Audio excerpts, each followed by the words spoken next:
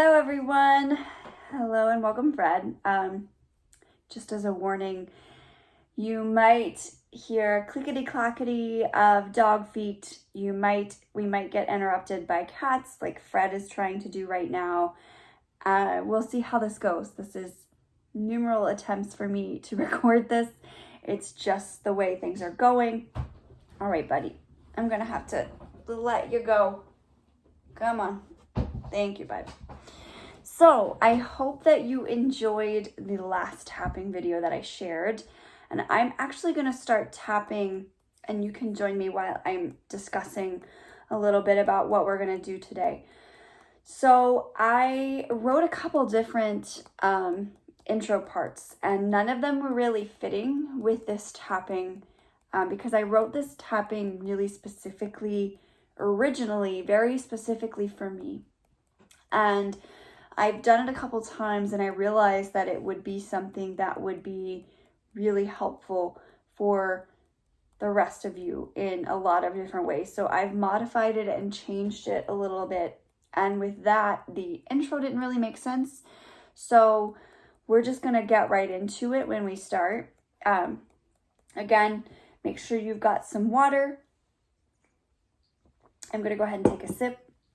And I highly suggest that if at any point in time in this tapping you feel uncomfortable by the words that I have chosen, specifically the curse words, if they make you feel uncomfortable to say them, you can change them. You don't have to repeat every word verbatim exactly. Something else too, there are specific dates that I'm mentioning. So if you're doing this on a different day, go ahead and change the date to match the day that you are doing it, as well as your name. I will say my name at a point in time, and unless you have the same name of Brianna, it's not gonna fit. So change that to fit your name so that it is unique to you. Overall, this tapping, I think someone had asked in the last question, I had some questions about, is the tapping format the same? So yes and no. I generally try to do an opening where I warm you up and get you open and ready to the topic to kind of break away the harshness around said topic. Like if it's something that's really, really rooted deeply in stressful, or if it's just something that's been nagging you for a really long time, it's got its tentacles in there. It's not going to be something that just easily dissolves. So we might have to work a little harder. We might have to repeat a tapping a time or two for the what do you call it? Oh, brain. The brain.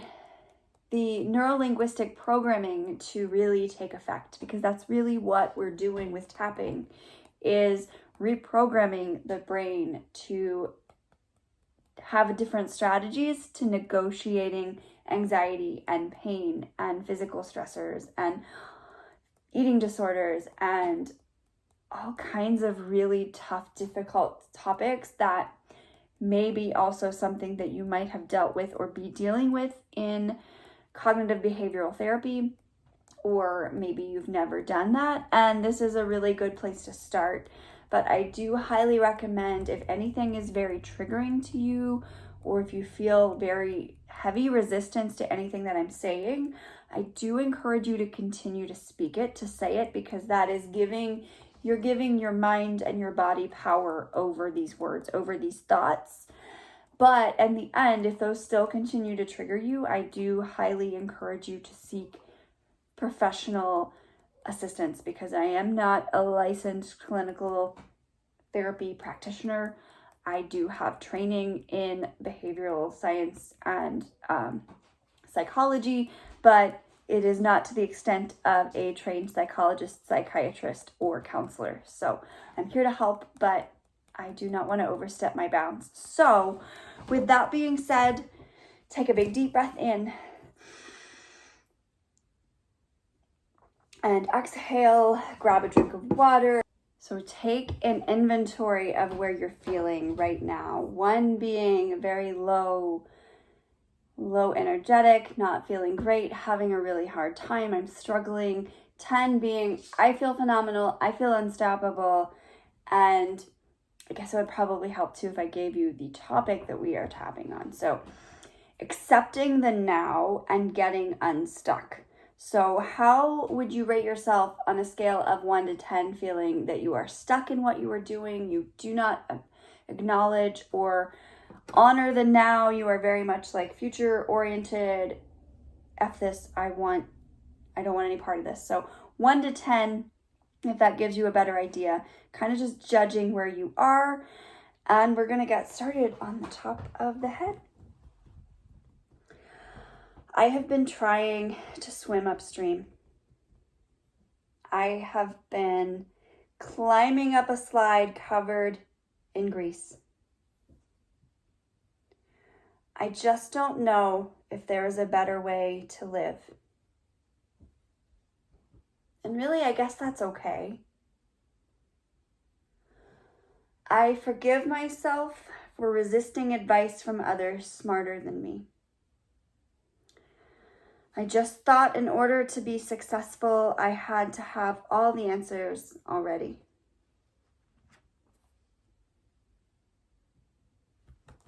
And I had to do everything on my own. And I have felt this way for a long time.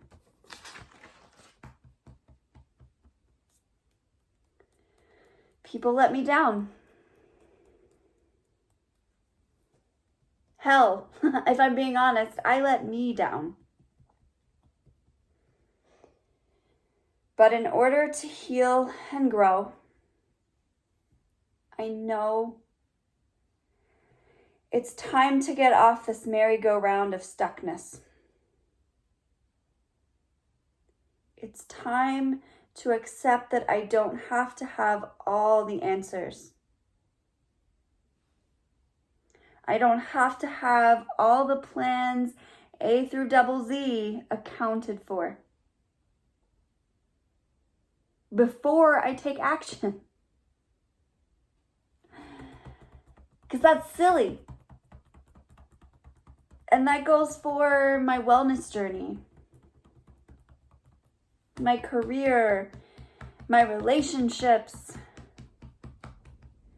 and anything else that comes up in my life. I have literally been self-sabotaging myself from the get-go. I have been allowing the opinions of others and what works best for them be what has to work best for me. But you know what? That's total bullshit. They are not me. They do not have the same obstacles. They don't have the same desires or the exact same passions as I do. By following someone else's life roadmap, I'm missing all the cool shit that's meant for me. I'm getting off at the wrong exits. I don't want to go to Legoland. I want to go to Harry Potter World. I want to see Greece and Key West and the Grand Canyon. But I can't do that if I keep following what's meant for others. Or if I keep sitting stuck in fear. What's meant for me will still be here. And I trust that I've been getting off at the wrong exits previously to learn and understand where I really want to go. Yes, sometimes life is not fair. Yes, I'm going to go and make some more mistakes along my way. But I'm never failing if I am learning. I am growing in new and unexpected ways. Ways that I never even saw before. Ways that I never even thought were possible. If I keep forcing my growth, if I keep forcing my life, I'm probably going to miss out on some really fucking cool magic. Hell, maybe all the magic. If I keep trying to control the outcome and managing expectations before shit ever even happens,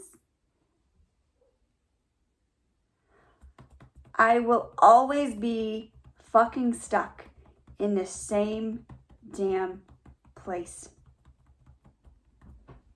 So, I choose today, November 11th, 2021, to fucking step out of the stuckness and into trust. I choose to trust the universe's guide.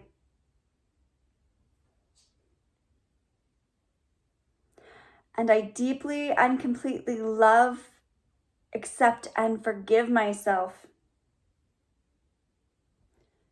for all of the time I have spent hoping for change.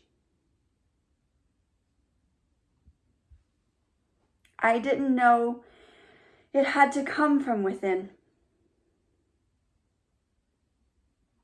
And that's okay.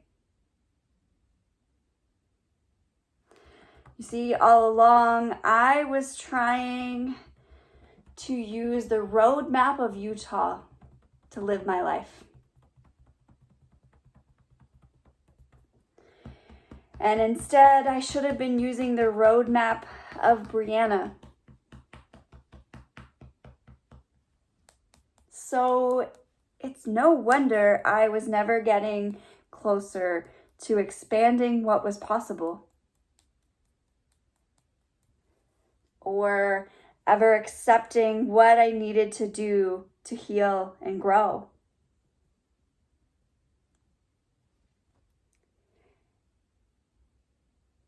And own my own true calling and purpose and power.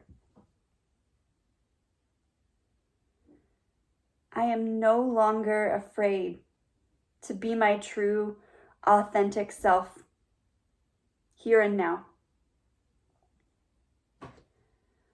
I surrender my need for complete and total control today.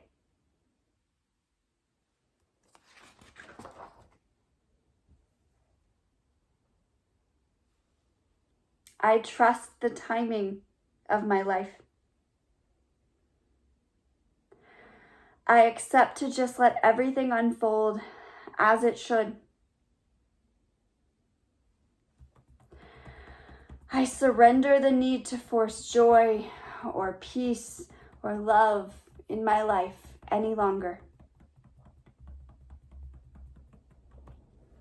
I love and accept myself for who I am here and now.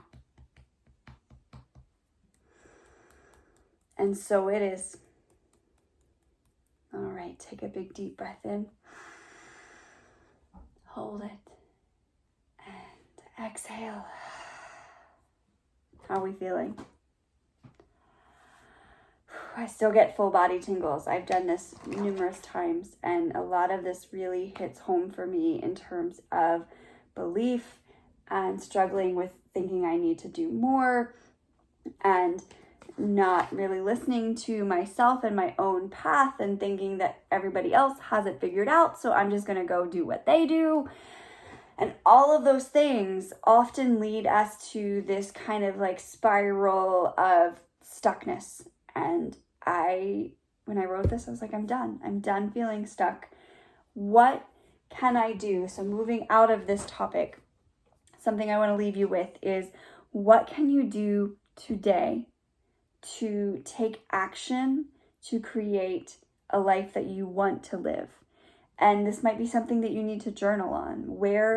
In what areas are you allowing yourself to be small and be stuck and do the same repetitive things over and over again? Like, are you going to the same places for dinner when really you want to go to a more fancier steakhouse or a fancier restaurant, and you're always going to Olive Garden or Red Lobster or whatever it might be? I mean, I have no problems with either of those places, but we pick and choose these things sometimes, and we're like, well, I'm happy in this area, but I'm not in this. But I will tell you from personal experience, if there's an area that you are feeling out of alignment in, it's going to eke over and out into those other areas of your life. And it's going to feel, it's going to feel heavy and sticky and not so good. So my challenge for you today and moving forward is just taking a self-inventory of where it is that stuckness is coming from, or where you feel like you are controlling the puzzle pieces from coming together to give you the full picture. And maybe you're not fighting the flow of life. Maybe you're going with it and life is great, but that's not always the case. Like, sometimes we hit roadblocks and stumbles, and then we are stuck and we don't know how to get back out of that. So thank you so much for joining me. I hope this has been helpful. This one might be a little bit longer than number one, but this topic really hit home for me. So go out there, get unstuck, live a full and joyful life, and love every minute of it. Thank you all.